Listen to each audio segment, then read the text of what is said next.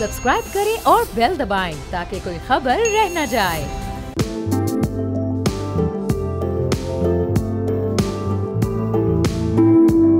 अस्सलाम वालेकुम, मैं बाब जहांगीर। आप देख रहे हैं प्रोग्राम व्यापार। आज पाकिस्तान स्टॉक एक्सचेंज के लिए एक तारीख साज दिन रहा है। कारोबारी हफ्ते के पहले दिन हमने मार्केट में बहुत तेज़ी देखी और उसके बाईस एक नया रिकॉर्ड भी बना और 100 इंडेक्स ने तारीख में पहली बार 1,56,000 की हद अबूर कर ली है।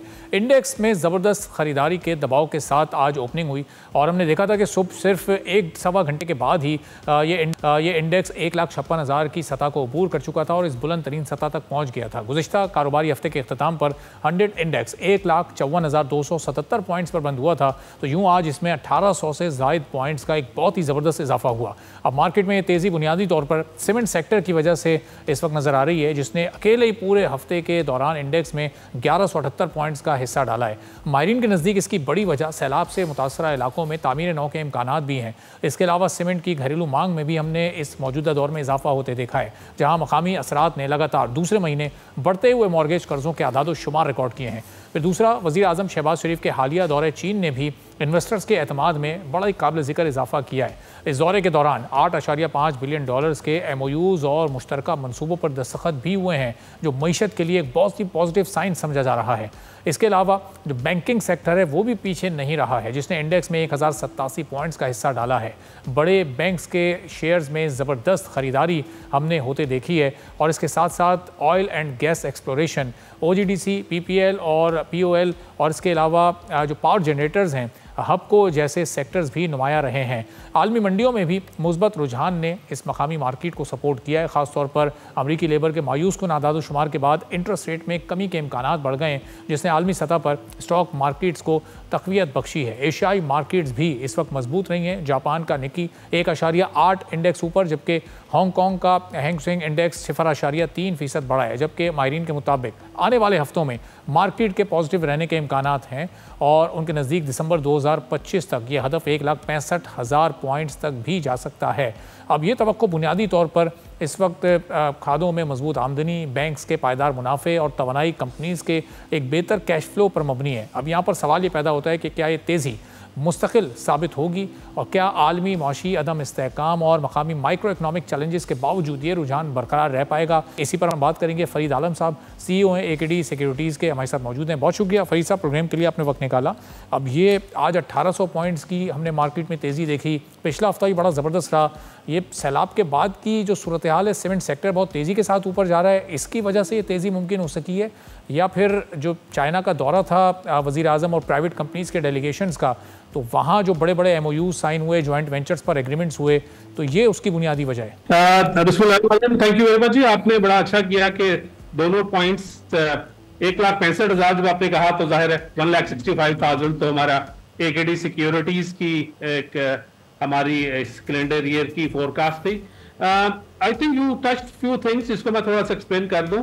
एक तो हमारे अल्लाह का शुक्र है कि मैक्रो इकोनॉमिक स्टेबिलिटी तो थी ही, करेंसी स्टेबिलिटी भी पाकिस्तान में पिछले 1-1.5 साल से आ गई और चाइना का ट्रिप का आपने जिक्र किया, हाँ अच्छा सक्सेसफुल रहा और ML1 के ऊपर दोबारा से बातें हुई और चाइना एक थर्ड पार्टी को भी मान गया। जिस तरह हमने पाकिस्तानियों ने एशियन डेवलपमेंट बैंक को पहले ही वो 1733 किलोमीटर की रेलवे लाइन जो कराची से पेशावर तक जानी है अपग्रेड, और कराची से लाहौर तक तो अपग्रेड है और लाहौर से पेशावर तक दो लाइनें बनेंगी। तो आई थिंक ये सब चीज़ें तो पॉजिटिव हो रही हैं और होती जा रही हैं पिछले काफ़ी अरसे से। वेस्ट भी हमारे साथ राइट साइड पे आ गया है। सो ये सारी बातें तो हैं जो मार्केट को ऊपर जा रही हैं। अगर आज की जिक्र करें तो आपने बिल्कुल बजा फरमाया कि सैलाब की वजह से थोड़ा इन्फ्लेशन का खतरा मैक्रो इकोनॉमिक्स पे तो थोड़ा बहुत पड़ सकता है। अल्लाह सबको और हमारे पाकिस्तानी बहन भाइयों को अपने हिफ्ज़-ओ-मान में रखे। और आपने ये देखा कि ज़ाहिर है इस जब इंशाल्लाह इनकी सैलाब एक दफ़ा गुजर जाएगा, जब बहाली का काम शुरू होगा तो उसमें सीमेंट और स्टील की ज़्यादा खपत होगी, तो जाहिर है उन कंपनियों का इम्पैक्ट ज़्यादा होगा, उसकी ज़्यादा सेल होगी। एक और बड़ी बात है जो मार्केट की तेज़ी में जो मुझे नज़र आती है, ये लोकल कंग्लैमरेट्स जो हैं, मैं नाम नहीं लेता लेकिन मेरे नाजरीन को और आपको पता है कि लोकली जो बिग ग्रुप्स हैं इनके शेयर्स उसकी मार्केट कैपिटलाइजेशन और इंडेक्स में वेट भी ज्यादा है। तो जब ये थोड़ी चीजें ठीक होना शुरू हुई हैं पाकिस्तान में, तो इन शेयर्स की कीमतों में इजाफा एक ज्यादा डबल स्पीड से नजर आ रहा है बनिस्बत जरा जो मीडियम साइज्ड कंपनी। तो दुनिया में अभी जो टैरिफ की वजह से आप देख रहे हैं कि टैरिफ की अनसर्टेनिटी की वजह से नए पे नया रिकॉर्ड बना रहा है। सिल्वर का हमने कभी सोचा भी नहीं था कि वो $44 पर आउंस चला जाएगा, $3600 पे गोल्ड चला जाएगा। तो मेरा ये ख्याल है कि पाकिस्तान में जो इस दफा मनी सप्लाई है ये अपने आप को एडजस्ट कर रही है अमंग्स डिफरेंट एसेट क्लासेस, और ये अल्लाह का शुक्र है कि because of the various variables that an equity investor wants to see in the investing companies and in the macro of a country, जहां ये बेहतर होते हैं तो वहां इक्विटी इन्वेस्टर को ज्यादा शौक से इन्वेस्टमेंट होती है। और अच्छी खुशाइन बात यह है कि ये सारी जो मार्केट के अंदर इन्वेस्टमेंट हो रही है ये पाकिस्तानी ही ज्यादा कर रहे हैं, क्योंकि पूरी दुनिया से, इमर्जिंग मार्केट से और फ्रंटियर मार्केट से फॉरेन इन्वेस्टर्स ने इन पैसा बहुत सारा निकाल लिया है। तो मेरा ये ख्याल है कि इस तरह हमारी एकेडी सिक्योरिटीज की फोरकास्ट है 1,65,215 फॉर द कैलेंडर ईयर 2025, वो तो तकरीबन इंशाल्लाह जल्दी आ जाएगी। बट उस जब हमने ये बनाई थी रिपोर्ट अपनी, तो मैं अपने नाजरीन को और आपके तवज्जो से बताता चलूं कि उस वक्त पाकिस्तान को अल्लाह ने ये 10 मई का फतह नहीं दी थी। सो आफ्टर दैट इंसिडेंट, उस और इस वाले वाकये के बाद चीजें जो वेस्ट की तरफ से अनफोल्ड हो रही हैं, उसका इम्पैक्ट क्वालिटेटिवली मेरे, आपके और हर पाकिस्तानी की जिंदगी में एक टेल विंड देता नजर आ रहा है। तो मुझे लगता है कि ये जो ML1 का दोबारा से बहाल होना, क्योंकि ये आपको पता है कि इसकी फिजिबिलिटीज बहुत सालों से बन रही हैं, और अगर 160 किलोमीटर फी घंटा की रफ्तार से हमारी रेलवे यानी कम्युनिकेशन का निजाम बेहतर हो जाएगा, और $6.8 बिलियन का ये प्रोजेक्ट चाइना ने दोबारा ओके कर दिया और ADB साथ खड़ा हुआ है, तो आई थिंक पाकिस्तान में जो इंफ्रास्ट्रक्चर के प्रोजेक्ट्स के ऊपर जब इन्वेस्टमेंट होगी, जब मीन्स ऑफ कम्युनिकेशन तेज होंगे, और हम ने अपने डिमॉन्स्ट्रेट सुप्रीमेसी अल्हम्दुलिल्लाह बर्री, बहरी और फजाइया शो की हुई है। सो आई थिंक मार्केट यहाँ से खासी बढ़ सकती है। सही। और फैज साहब, अभी जिस तरह चाइनीज़ इन्वेस्टर का जो इंटरेस्ट है या उनकी दिलचस्पी हमें फार्मा सेक्टर में, एग्रीकल्चर सेक्टर में, माइनिंग सेक्टर में भी दिखाई दे रही है, तो ये जो MOUs अभी साइन हुए हैं, अब जब ये ऑन ग्राउंड या ये इन्वेस्टमेंट हमें पाकिस्तान आती दिखाई देगी आने वाले चंद माह में, तो उसका भी एक पॉजिटिव इम्पैक्ट अभी मार्केट पर आया और आने वाले दिनों में भी हम देख सकेंगे इसको। जी बिल्कुल, आपने वजह फरमाया। फार्मास्यूटिकल सेक्टर ने 2024 के फिस्कल ईयर की अगर बात करूं तो बहुत जबरदस्त परफॉर्मेंस शो की है पाकिस्तान स्टॉक एक्सचेंज के। नंबर ऑफ पॉइंट्स जो उन्होंने या जो इक्विटी इन्वेस्टर इन फार्मा ने कमाया है, और उसकी एक बुनियादी वजह यह हुई कि देर आए दुरुस्त आए, गवर्नमेंट ऑफ पाकिस्तान ने असेंशियल और नॉन असेंशियल ड्रग्स को बाइफरकेट किया 2 में, और असेंशियल प्रोडक्ट्स के ऊपर तो अलाउ नहीं किया प्राइसेस बढ़ाना, लेकिन जो नॉन असेंशियल चीजें हैं जिसमें विटामिन्स और ये रंग गोरा करने वाली करीमें शरीमें जो होती है, इसको इन्होंने कह दिया कि ठीक है, ये डिमांड एंड सप्लाई की बेसिस पे चलेंगी। सो फार्मास्यूटिकल कंपनीज ने अर्निंग्स अपनी खासी बेहतर की हैं, और ये जो बायो साइंसेज दुनिया में आ गई हैं, यानी ये जो प्रोडक्ट्स आजकल बायोलॉजिकल तरफ चली गई हैं, और इसमें अगर हम पाकिस्तान में वही ख्वाहिश है कि मैं देखूं कोई ना कोई जल्दी से जल्दी 2-4 कंपनियां FDA अप्रूवल ले लें, तो पाकिस्तान से ये एक्सपोर्ट जो अभी सिर्फ $300 मिलियन की होती है दवाइयों की, और नेबरिंग कंट्री की 30 मिलियन की फार्मा और 25 मिलियन का रॉ मटेरियल, $55 बिलियन की जो एक्सपोर्ट है, तो उसका कुछ ना कुछ हम 5-10% हम भी अपने साइज के मुताबिक हम भी इंशाल्लाह एक्सपोर्ट करना शुरू कर देंगे। एक बात मैं जरूर कहता चलूं कि देखिए, हम सर्कुलर डेट के इंतजार में तो बैठे हुए हैं, जिससे हमारे जो गवर्नमेंट की OMCs, बड़ी OGDC, PPL, पाको, PSO, पाको तो प्राइवेट सेक्टर की है, PSO, तो सर्कुलर डेट के रेजोल्यूशन में तो टाइम लग रहा है, लेकिन every result that these companies are posing इनकी अगर 100 की सेल करते हैं तो इनको कैश फ्लो में 105 रुपए आते हैं।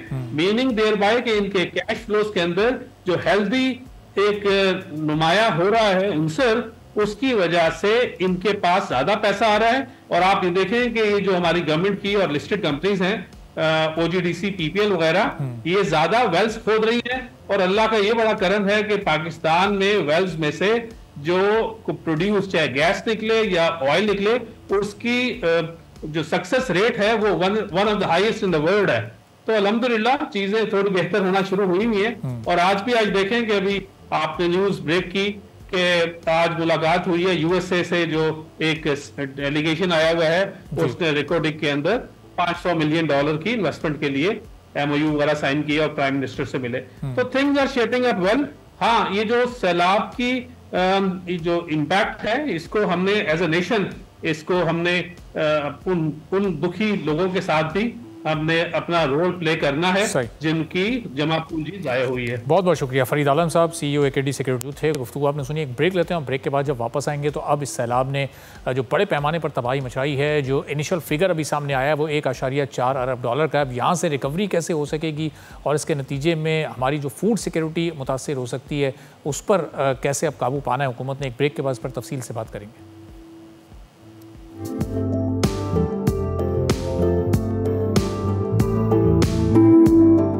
एक बार फिर आपको प्रोग्राम में खुशामदीद कहेंगे। तो पहले मानसून और फिर सैलाब ने हमारी मईशत को हिला कर रख दिया है। ज़राई मुल्क कहलाने वाले पाकिस्तान में सैलाब ने सबसे ज़्यादा ज़राई शोबे को ही नुकसान पहुँचाया है। आरिफ हबीब लिमिटेड की ताज़ा रिपोर्ट है जिसके मुताबिक कुल नुकसान का तखमीना 409 अरब रुपए लगाया गया है और ये रकम अभी इब्तदाई तौर पर $1.4 अरब अमरीकी डॉलर के बराबर है। और ये नुकसान मुल्क की मजमूई कौमी पैदावार यानी GDP का 0.33% है। मईशत के मुख्तलिफ शोबों में ज़राअत सबसे ज़्यादा मुतासर होने वाला शोबा है जिसके नुकसान का तखमीना 302 अरब रुपए से ज़ायद है, यानी तकरीबन $1 अरब से कुछ ज़्यादा। ये ज़राई नुकसान कुल तखमीने का तकरीबन 75% है और मुल्क की GDP का 0.24% बनता है। सैलाब ने सबसे ज़्यादा तबाही पंजाब में मचाई है। सूबा पंजाब जो मुल्क का अहम ज़राई मरकज़ है, बुरी तरह से मुतासर हुआ है। इस रिपोर्ट के मुताबिक सिर्फ पंजाब में ही 13 लाख एकड़ से ज़ायद ज़राई ज़मीन सैलाब में डूब चुकी है, जिससे चावल, गन्ना, कपास और मकई जैसी अहम फसलें तबाह हो गई हैं। इन शदीद असरात की वजह से थिंक टैंक ने अपने इक़्तिसादी तखमीनों में कमी कर दी है। इदारे ने माली साल 2026 के लिए GDP की मुतवक्के नमू 3.4% से घटाकर 3.2% कर दी है। ज़राई शोबे की नमू का तखमीना मजीद कम होकर महज 1.1% रह गया है, जो पहले 2.2% था। अब यह ख्याल किया जा रहा है कि मुतासरा इलाकों में ज़राई पैदावार में 15 से 20% तक कमी वाक़ई हो सकती है। इस कमी का कौमी GDP की शरह नमू पर बराह रास्त असर पड़ेगा। तखमीना है कि GDP की शरह नमू पर 0.5 से 1.0% तक मनफी असर पड़ सकता है। सैलाब के फौरी नुकसानात के अलावा सानवी असरात भी हैं। सप्लाई चेन के टूटने जैसे मसाइल भी दरपेश हैं। इन मसाइल के बाइस ग़िज़ाई अशिया की कीमतों में 20 से 30% तक इजाफे का खदशा जाहिर किया जा रहा है। इस तबाही के नतीजे में गंदम और कपास जैसी बुनियादी अशिया की दरामदी ज़रूरत में 10 से 15% इजाफा मुतवक्के है। इस सब के पेश नज़र माली साल 2026 के लिए औसत कीमतों यानी CPI के तखमीने को 5.5% से बढ़ाकर 7.2% कर दिया गया है। सबके साथ तिजारती शोबा भी मुतासर होगा और तिजारती खसारा $1.9 अरब तक बढ़ने का खदशा है। कुछ तज्ज़ियाकार ये भी कहते हैं कि तमाम तखमीने अभी इब्तदाई हैं। जैसे जैसे बराह रास्त और बिलवास्ता असरात वाज़े होंगे, हतमी नुकसान का तखमीना इससे कहीं ज़्यादा भी हो सकता है। और इस सैलाब के चावल की काश्त और उसकी एक्सपोर्ट्स पर भी बड़े असरात मुरतब हुए हैं। इस हवाले से भी मुख्तलिफ फिगर सामने आ रहे हैं। पाकिस्तान राइस एक्सपोर्टर एसोसिएशन का कहना है कि चावल की जो काश्त है, उसकी जो फसल है, उसका सिर्फ 10 से 12% हिस्सा इससे मुतासर हुआ है। तो ये नुकसान ज़रूर कम है, लेकिन ज़ाहिर ये नुकसान एक बहरहाल मौजूद तो है। एसोसिएशन के सीनियर नायब चेयरमैन का दावा है कि पंजाब में ज़्यादा से ज़्यादा 6 से 7 लाख एकड़ ज़राई ज़मीन ही सैलाब से मुतासर हुई है। उन्होंने फसल के 60% नुकसान के दावों की सख्ती से तरदीद की और कहा है कि आदाद शुमार मुबालगा आराई पर मबनी है, लेकिन हकीकत यह है कि चावल की एक्सपोर्ट पहले ही मसाइल का शिकार है, क्योंकि इंडियन चावल अब मार्केट में वापस आ चुका है और गुज़िश्ता बरस जुलाई के मुकाबले में इस साल बासमती चावल की बरामदात में 43% की ख़तरनाक कमी हुई है। गुज़िश्ता साल जुलाई में बरामदात 92,541 टन थी, जो इस साल घट कर महज 52,339 टन ही रह गई है। इस तरह एक्सपोर्ट्स में 40,142 टन की कमी हुई है और इस कमी की बुनियादी वजह चावल की बढ़ती हुई मकामी कीमतें बताई जा रही हैं, जो इसे बैनुल अक़वामी मंडी में कम मुसाबकती बना रही हैं।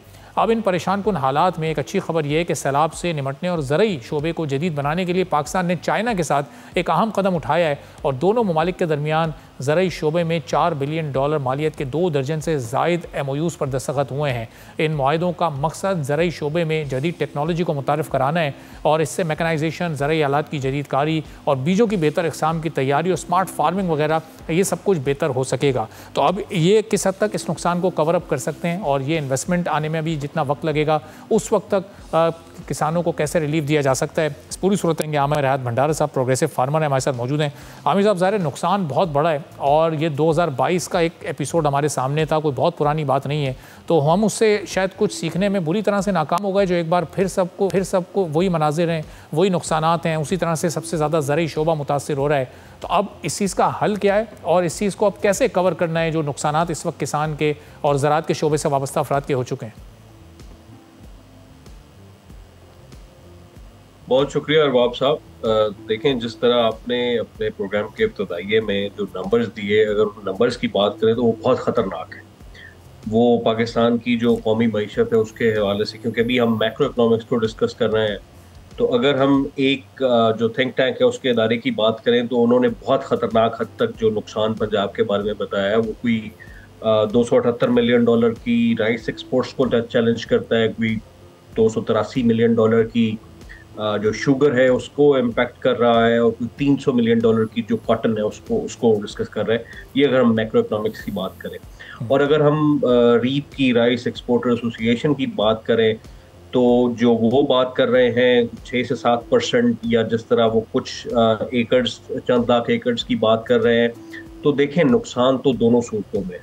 लेकिन हमें जो एग्जैक्ट सिचुएशन है वो शायद उस वक्त पता चलेगी जब हुकूमत पाकिस्तान और हुकूमत पंजाब हमें नंबर्स देगी कि कितना लॉस हो चुका है, क्योंकि अभी तक तो तखमीना लगाना बहुत ही इब्तदाई मराहल में है, क्योंकि अभी तक पानी मौजूद है, पानी आ रहा है, फ्लड की सिचुएशन, पानी रिसीड नहीं हुआ। तो अनटिल अनलेस के पानी रिसीड नहीं होता उस वक्त तक हम ये तखमीना शायद लगाने से कासिर होंगे कि एग्जैक्टली हमारा लॉस कितना हुआ है। लेकिन लॉस सर्टनली हुआ है, क्योंकि जब हमें फूड सिक्योरिटी को देखना हो और फिर अपनी एक्सपोर्ट्स को बढ़ाने की बात हमने हमेशा करनी हो और रिजर्व्स जो हैं उनको बढ़ाना हो, फॉरेन रिजर्व्स, तो उसके लिए शायद ये बहुत चैलेंजिंग होगा, क्योंकि अभी करंट जो क्रॉप्स हैं मैक्रो इकोनॉमिक्स के हवाले से तो पाकिस्तान की इकोनॉमी को इन्होंने कुछ हद तक चैलेंज किया है।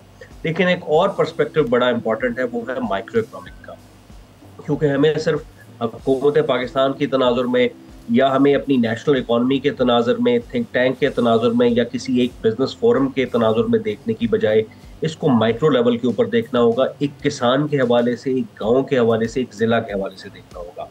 तो जिस किसान का जो एनिमल्स को इम्पैक्ट हुआ है, जिस किसान की जो फसलों को इम्पैक्ट हुआ है, तो उसकी तो एक तरह से एक क्रॉप साइकिल और उसका फ्यूचर जो है वो अभी डिस्टर्ब हो चुका है। लेकिन अगेन मैं ये बात करूंगा कि अभी शायद ये प्री मैच्योर होगा ये बात करना कि उसका लॉस कितना हो चुका है और उसको किस तरह से अकोमोडेट करना है।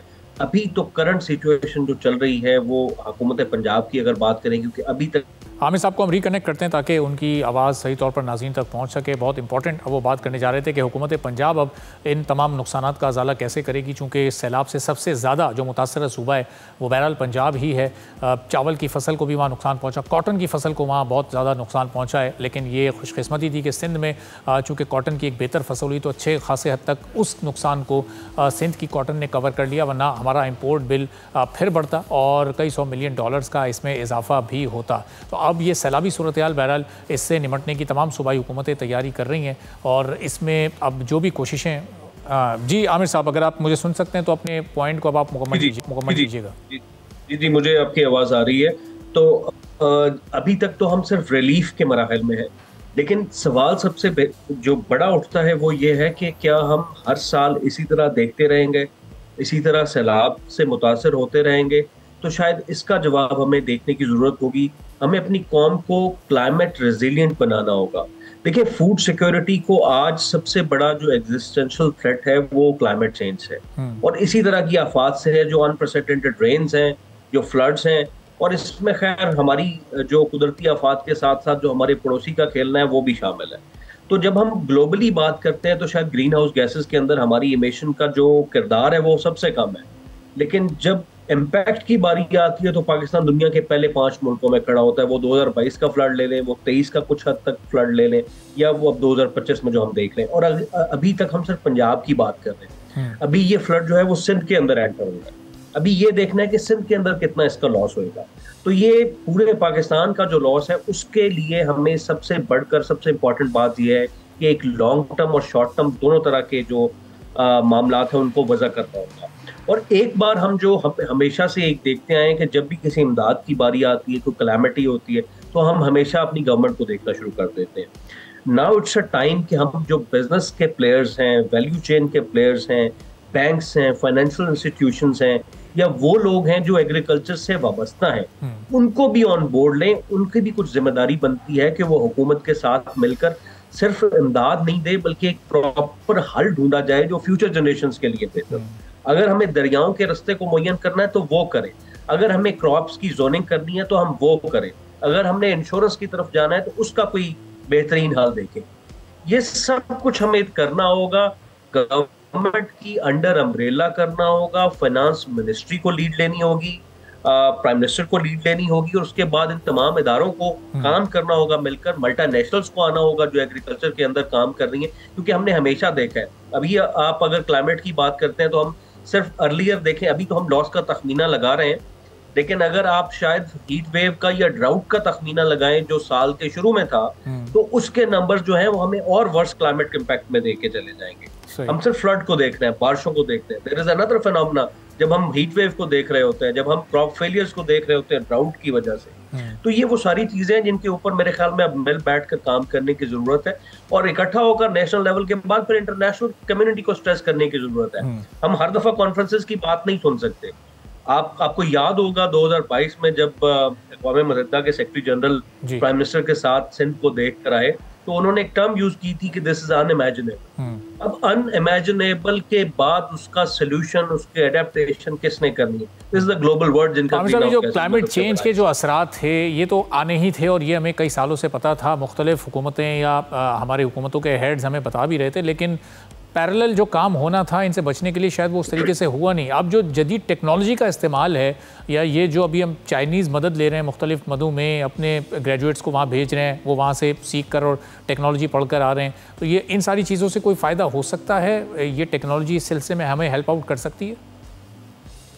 देखिए, सर्टनली जब कोई टेक्नोलॉजी टेक्नोलॉजी का फ़ायदा आपको नुकसान को कम करने में और पैदावार को बढ़ाने में मददगार होता है। तो जब कोई टेक्नोलॉजी नई फायदेमंद होती है तो उसका डेफिनेटली फायदा होता है। अगर आपके ग्रेजुएट्स या जो मास्टर ट्रेनर्स चाइना से या किसी भी और मुल्क से ट्रेन होकर वापस आते हैं, तो उसका मल्टीप्लायर इफेक्ट होता है। वो सिर्फ एक अकेला बंदा जो एक ही जगह पे काम नहीं कर रहा होता, वो बहुत से लोगों के साथ काम कर रहा होता है, पूरी वैल्यू चेन के अंदर काम कर रहा होता है, जिसका जो इम्पैक्ट है वो, लेकिन इसका इम्पैक्ट ग्रेजुअली आएगा, आहिस्ता आहिस्ता आएगा। अभी जिस तरह आपने अपने प्रोग्राम के इब्तिदाइया में जिक्र किया कि पाकिस्तान गवर्नमेंट ने चाइनीज गवर्नमेंट के साथ कुछ जो मुआहदे किए हैं, जो एमओयूज के ऊपर साइन किया है, तो ये एक लॉन्ग टर्म एक्टिविटी है। इसका एक प्रोसेस स्टार्ट हुआ है, तो इसका जब तक ये डेफिनेटली फायदा होगा, लेकिन हमें अभी फौरी तौर पर जरूरत दोनों चीजों की है। लॉन्ग टर्म काम शुरू हो गया, बहुत अच्छी बात है, लेकिन शॉर्ट टर्म हमने क्या करना है, ये सबसे बड़ा सोल्यूशन है। हमारे लिए सबसे इंपॉर्टेंट बात ये खड़ी है कि जब पानी रिसीड होगा तो उसके बाद जो हमारी अगली आने वाली सबसे क्रूशियल और इम्पोर्टेंट क्रॉप है वीट की, उसकी जो बुवाई है उसको किस तरह से हमने सपोर्ट करना है। गवर्नमेंट ऑफ पंजाब ने इसके ऊपर काम शुरू किया था, कुछ बात भी हुई थी कि गंदम की जो फार्मर्स हैं उनके लिए कुछ पैकेज अनाउंस होगा, लेकिन अब उसके लिए हमें एक क्लाइमेट कंपैटिबल काम करना पड़ेगा। मैं बहुत अरसे से ये कहता चला आ रहा हूँ कि हमें अपनी ज़राई और मुआशी पॉलिसीज को क्लाइमेट कंपैटिबल बनाना पड़ेगा। अगर आप क्लाइमेट कंपैटिबल पॉलिसीज को लेकर चलते हैं, क्लाइमेट कंपैटिबल रूरल डेवलपमेंट को लेकर चलते हैं, तो मेरे ख्याल में बहुत हद तक हम जो नेचुरल क्लाइमेटीज के नुकसान है उनको मिनिमाइज करने में कामयाब हो जाते हैं। देखें, याद रखें, जब कुदरती आफत होती है तो उसका 100% कभी भी कोई जो है ना वो सोल्यूशन नहीं होता जी, लेकिन आप उसका इम्पैक्ट जो है वो मिनिमाइज कर सकते हैं। ये सबसे बड़ी चीज है। अब मिनिमाइज किस तरह से करना है, उसके लिए आपको कम्युनिटी बेस्ड अडेप्टेशन करनी पड़ेगी, रेजिलियंट बनाना पड़ेगा आपके मुआशरे को। रेजिलियंस क्या है? बेसिकली एजुकेट करना है लोगों को, वो टूल्स देने हैं, वो टेक्नोलॉजीज देनी है जिससे वो इन कुदरती आफात के नतीजे में बच सके। और मेरे ख्याल में दुनिया में बहुत सी जगहों पे ये काम हो भी रहा है। हमारे जो मिनिस्टर क्लाइमेट चेंज हैं वो बड़े समझदार आदमी है। हमारी जो पूरी फेडरल कैबिनेट है उसमें अगर आप देखेंगे तो सारे के सारे बहुत अक्लमंद और पॉलिसी के माहिर और हर अपने सब्जेक्ट को समझने वाले लोग। बिल्कुल सही। इसी तरह प्रोविंशियल गवर्नमेंट्स में भी आ जाएंगे तो वो भी काबिल लोग हैं। बात यह है कि अभी सबको इकट्ठा होना है, एक ही टेबल के ऊपर बैठना है, और दिस इज द गवर्नमेंट जो स्टीर कर सकती है सबको बिठाकर। फार्मर्स को भी बिठाएं, और मेरे ख्याल में अब वो वक्त नहीं है कि हम थोड़ा सा वेट कर लें। अब क्रेडिबल लोगों को बिठाएं, काम करने वाले को, इल्म हासिल करने, जिनके पास इल्म है उनको बिठाएं, जो कोई सॉल्यूशंस लेके आए and just pass the solutions to the people. बहुत बहुत शुक्रिया आमिर हैदर भंडारा साहब, प्रोग्रेसिव फार्मर। हमारे साथ मानना है कि हुकूमत कितनी तेजी के साथ फोकस होकर काम करती है और इन चैलेंजेस को ओवरकम करती है। एक ब्रेक लेते हैं, ब्रेक के बाद वापस आएंगे, एक और अहम मौजू पर बात करेंगे।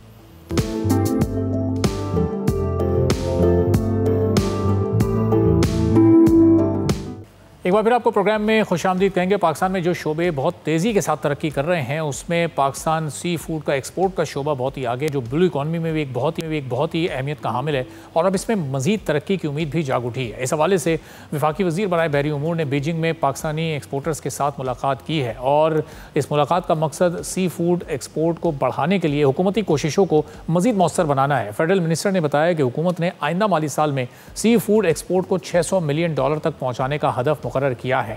अगर पाकिस्तान ये हदफ हासिल करने में कामयाब हो जाता है तो ज़ाहिर है ये माशी लिहाज से भी बहुत बड़ी कामयाबी होगी। पाकिस्तान को ये हौसला पिछले साल की एक्सपोर्ट से भी मिला है। माली साल 2024-25 के दौरान पाकिस्तान की सी फूड एक्सपोर्ट पहली बार $465 मिलियन से तजावुज़ कर चुकी है, और अब इसमें ज़ाहिर पाकिस्तान को अमेरिका को सी फूड मसनूआत बरामद करने की भी इजाज़त मिली है। ये मज़ीद एक अप्रूवल मिला है जो 4 साल की तोसी के तौर पर मिला है, जो कि बज़ाहिर तो एक रूटीन की मंजूरी है, लेकिन बहरहाल अमरीकी इदारे national oceanic and atmospheric administration ने अब ये अप्रूवल दे दी है, तो इसके तहत भी पाकिस्तान की तमाम माहीगीरी कंपनीज़ को काबिल मवाजना करार दिया गया है। अब फिगर्स ये बताते हैं कि पाकिस्तान की अमेरिका को सी फूड एक्सपोर्ट माली साल 2025 में $46.5 मिलियन तक पहुंची है, और ये एक्सपोर्ट गुज़िश्ता साल के मुकाबले में कीमत के लिहाज से 13.4% और मिकदार के हिसाब से 8% ज़्यादा है। अब यहाँ यह बात भी काबिल ज़िक्र है कि पाकिस्तान दुनिया का तीसरा बड़ा जिंदा केकड़ों को एक्सपोर्ट करने वाला मुल्क बन चुका है। पाकिस्तान 3000 टन से ज़ायद केकड़े चीन को बरामद कर रहा है, जो इसका सबसे बड़ा ख़रीदार है, और इसके साथ साथ चीन के साथ नए मुआहिदों पर भी काम हो रहा है। पाकिस्तान की अर्बन सी प्रोडक्ट्स नामी कंपनी चीनी कंपनीज़ के इश्तराक से जदीद आबी ज़राअत का निज़ाम तैयार कर रही है, और इसका मकसद जिंदा केकड़ों लॉबस्टर्स की बका की मुद्दत को 2 से 3 हफ्ते तक बढ़ाना है।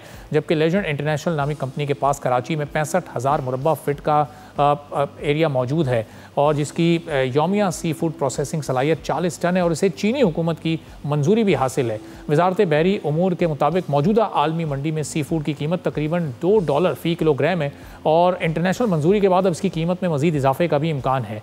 तो अब पाकिस्तान के चाइना के साथ जो एग्रीमेंट्स इस वक्त हुए हैं, जो MOU साइन हुए हैं सी फूड के एतबार से, तो पाकिस्तान की सी फूड की एक्सपोर्ट में मज़ीद कितनी वैल्यू एडिशन हो सकती है और ये नंबर मज़ीद कितना होगा, इस पर हम बात करेंगे मुस्लिम मोहम्मदी साहब, जो साबिक चेयरमैन है पाकिस्तान फिशरीज़ एक्सपोर्टर एसोसिएशन के। इसके अलावा आप चेयरमैन भी हैं blue economy committee for FPCCI and काटी के। बहुत शुक्रिया मुस्लिम साहब, प्रोग्राम के लिए आपने वक्त निकाला। आप चूँकि प्राइम मिनिस्टर के हमरा डेलीगेशन में भी मौजूद थे, वहाँ पर जो चीनी कंपनीज़ हैं उनसे भी आपकी मुलाकात रही है, तो ओवरऑल ये एक्सपीरियंस कैसा रहा? कितनी कामयाबी पाकिस्तान की प्राइवेट कंपनीज़ को हासिल रही, और अब ये सी फूड एक्सपोर्ट हमारी कितनी ऊपर जा सकती है इन MOUs और एग्रीमेंट्स के बाद? जी, बिस्मिल्लाहिर्रहमानिर्रहीम। ये जो B2B की कॉन्फ्रेंस हुई है 4 सितंबर को under the chairmanship of honourable prime minister of Pakistan, इसके अंदर हमारी तकरीबन सारी जो अहम मिनिस्ट्रीज थे उसके मिनिस्टर्स शामिल हुए हैं, और मैं समझता हूँ कि ये पहली कॉन्फ्रेंस थी जिसके अंदर इतनी मैस पार्टिसिपेशन पाकिस्तान से भी और चाइना की साइड से भी हुई। और इसकी सबसे मैं समझता हूँ कि ख़ास जो एक अहम चीज़ है इस कॉन्फ्रेंस के हवाले से, वो ये है कि हमारी एम्बेसी ने और हमारी गवर्नमेंट ने इसको इतना अच्छा कंडक्ट किया था कि इस कॉन्फ्रेंस से पहले ही जिस तरह से हम लोग सब पार्टिसिपेंट्स थे, तो हमारी मुलाकातें और हमारी जूम पे मीटिंग्स हमारे जो काउंटर पार्ट्स थे चाइना में उनसे करवा दी गई थी, और हम लोगों को we were not new for them and they were not new for us. तो उसका रिएक्शन ये हुआ कि जब हम वहाँ गए तो अल्हम्दुलिल्लाह वहाँ पर बहुत अच्छे MOU साइन हुए हैं, और बहुत सारे JVs भी साइन हुए हैं, कि जो मैं समझता हूँ कि उनमें से ज़्यादातर इम्प्लीमेंट होंगे।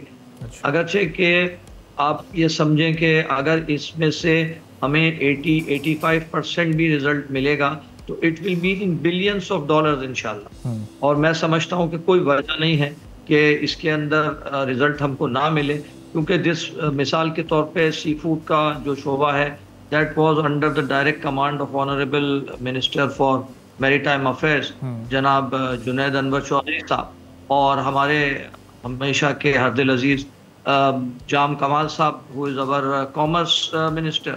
तो उन लोगों की सरबराही के अंदर वो लोग हरदम वहाँ पे मौजूद थे और वो बिल्कुल इंटरैक्ट करके उन्होंने बड़ी मावेनत की एक्सपोर्टर्स की इन एमओयूज को और इन जेवीज को पाए तकमील तक पहुंचाने के लिए। मुस्तफा भाई बताइएगा कि हमारी जो सी फूड एक्सपोर्ट का जो पोटेंशियल है वो कितना है और इसको मैक्सिमम हम यूटिलाइज कर पा रहे हैं, नहीं कर पा रहे, या इसके लिए हमें फिर प्राइवेट सेक्टर की इस वक्त भी ज़रूरत है, फाइनेंसिंग की, इन्वेस्टमेंट की, या जिस तरह फॉरेन इन्वेस्टमेंट अब चाइना से आएगी इसकी? इस वक्त हमारी जो एक्सपोर्ट है वो तकरीबन 465 मिलियन डॉलर है, लेकिन इसका पोटेंशियल जो आपने फरमाया है कि 600 मिलियन है, मैं समझता हूँ उसका पोटेंशियल मे बी 1.5 बिलियन तक हो सकता है अगले 1.5 से 2 साल। अच्छा, ज़रूरत सिर्फ इस बात की कि इस वक्त हम लोग ज़्यादातर जो हमारे प्रोसेसिंग प्लांट्स हैं वो बेसिक रॉ मटेरियल फ्रीज कर रहे हैं या उसको एक्सपोर्ट कर रहे हैं। आप इसी चीज़ से अंदाज़ा कीजिए कि एक चीज़ जिसको वैल्यू एडिशन आप कर देते हैं उसकी कीमत तकरीबन 6 से 7 गुना बढ़ जाती है। तो अगर पाकिस्तान के अंदर आज ये 465 मिलियन है और इसका 1/4 भी जो कि 125 मिलियन होता है उसको आप 6 से दे दें तो ये $1 बिलियन की रकम बनती है, जो कि बगैर किसी इजाफी कैच के और बगैर किसी इजाफी लोकल इन्वेस्टमेंट के या लोकल कैचेस के ये अटेनेबल है। और इसके साथ साथ जो MOU साइन हुए हैं उसमें 2 या 3 का तो आपने जिक्र किया, एक जो इसके अंदर और भी MOU साइन हुआ है जो कि MM मोहम्मदियन कंपनी मेरी कंपनी ने, वो from the farm to the table का MOU है कि आप उसको, उसमें एक्वाकल्चर भी शामिल है, उसमें माहीगीरी भी शामिल है, उसके अंदर सी कैच को भी एनहांसमेंट ऑफ बोट्स भी शामिल है और उसकी प्रोसेसिंग और उसके बाद उसकी वैल्यू एडिशन है। तो इसी तरह के ये जितने भी MOUs हुए हैं ये मुख्तलिफ शोबों के अंदर हुए हैं जिसमें वैल्यू एडिशन के ऊपर वो किया गया है और डायरेक्ट FDI इंशाल्लाह ताला पाकिस्तान। और मुस्लिम साहब मैं इसी तरफ आ रहा था कि जो एक्वा कल्चर की इस वक्त इंपॉर्टेंस है अब वो पाकिस्तान को बहरहाल समझ आ गई है, क्योंकि जितने भी सी फूड के बड़े एक्सपोर्टिंग कंट्रीज़ हैं उनमें हम देख रहे हैं कि बहुत पहले ही ये अवेयरनेस आ चुकी थी, लेकिन पाकिस्तान अभी भी इसमें खासा लैग कर रहा है। तो इन MOUs के बाद अब पाकिस्तान में भी एक्वा कल्चर का एक नया ट्रेंड आएगा और एक पॉजिटिव पेशरफ्त होगी? जी बिल्कुल, मैं समझता हूँ कि इसके बाद नया ट्रेंड आएगा, क्योंकि देखिए हर चीज़ की एक मेच्योरिटी होती है और अब पाकिस्तान में एक्वाकल्चर मेच्योर हो गया है और जाहिर है कि जब आपकी इतनी FDI वहाँ से आएगी और वो डायरेक्ट फोकस उसका शुरुआत जो है उसकी एक्वाकल्चर से होंगी और वो एक पूरी लाइन ऑफ चेन है एक पूरी, जो कि ये लॉजिस्टिक्स के हिसाब से पहले वो क्रॉप निकलेगी, उसके बाद वो क्रॉप आएगी, प्रोसेसिंग होगी, प्रोसेसिंग के बाद वैल्यू एडिशन होगा। तो अगर आप ये देखें तो ये बहुत पूरा एक इंटीग्रेटेड सिस्टम है जो कि इन प्लेस हो जाएगा इंशाल्लाह इन MOUs के इम्प्लीमेंटेशन के बाद। उसी तरह से बहुत सारी चीज़ें इसके अंदर प्रोसेस होंगी जिनकी अभी नहीं हो रही है प्रोसेसिंग। मिसाल के तौर पे स्क्विड जो है वो हमारी बिल्कुल रॉ यहाँ से जा रही है, उसमें स्क्विड की प्रोसेसिंग है, क्रैब्स की जैसा कि आपने कहा वो है, मुख्तलिफ किस्म की फिशेज हैं जो कि कट एंड पैक करके टेबल फिश या टेबल सर्विंग्स के फॉर्म के अंदर वो पेश की जाएंगी। तो मैं समझता हूँ उससे कोई वजह नहीं है कि हमारी बरामदात जो हैं वो खातिर खा उसमें इजाफा हो। सही। और इस वैल्यू एडिशन में चाइना कितनी वैल्यू ऐड कर सकता है हमारी प्रोडक्ट्स में और उनकी एक्सपोर्टिंग प्रोडक्ट्स में? ज़ाहिर है जो डिफरेंस है वो आप लोगों ने बहुत करीब से एक्सपीरियंस किया होगा, तो इससे कितना फ़ायदा या मदद मिल सकेगी हमें? जी बात यह है कि चाइना जो है वो तकरीबन सी फूड में हर आइटम की उनके पास डिमांड है, एक बड़ा मुल्क है और सी फूड ईटिंग कंट्री है। तो उनके पास क्रैब से लेके हमारे सी शेल तक, बल्कि अब तो यहाँ तक के जो एल्गी जो कि समंदर के अंदर जो नबाताती घास और प्लैंकटन होती है, उसकी भी प्रोसेसिंग के लिए वो लोग आमादा हैं और उसकी टेक्नोलॉजी पाकिस्तान को ट्रांसफर करने के लिए तैयार हैं। और मैं समझता हूं कि जब एक या दो ऐसे जॉइंट वेंचर यहाँ होंगे तो ऑटोमेटिकली वो फिर दूसरी चीज़ों की तरफ भी लोग फोकस करेंगे। और उन्हीं के ग्रुप्स जो इतने बड़े हैं, वो ज़रूरी नहीं है कि वो जब आएँ तो वो एक ही चीज़ पे फोकस करें। उनका फोकस एंटायर सी फूड की पूरी जो रेंज है उसके ऊपर होगा, और उससे इंशाल्लाह मैं समझता हूँ कि खातिर खा इजाफा होगा अगर इस तरह के 5 या 6 जॉइंट वेंचर्स भी इन इफेक्ट हो जाते हैं अगले 1 से 2 साल के दरमियान। तो मुस्लिम साहब, ये एक ब्रीफ कमेंट इस पर भी कीजिएगा कि ये तो ज़ाहिर है ब्लू इकोनॉमी का एक छोटा सा कंपोनेंट है सी फूड, और ब्लू इकोनॉमी अपने अंदर एक बड़ा वास्ट सब्जेक्ट है। तो इसका मतलब ब्लू इकोनॉमी में भी हम अगर चाइना का इंटरेस्ट डेवलप करते हैं और उनकी तरफ से इन्वेस्टमेंट या वो टेक्नोलॉजी यहाँ ट्रांसफ़र करते हैं तो उसमें भी हम बड़ा फ़ायदा उठा सकते हैं और वो सेक्टर भी हमारा मॉडिफाई हो सकता है।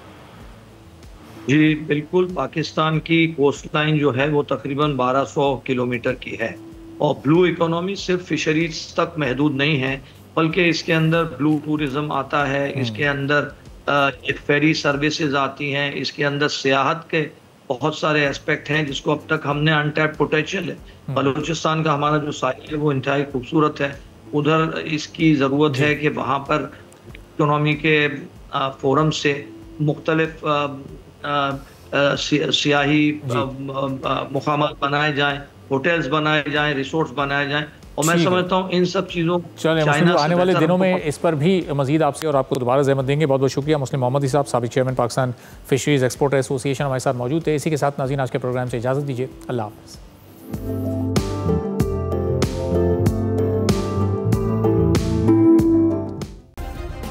सब्सक्राइब करें और बेल दबाएं ताकि कोई खबर रह न जाए।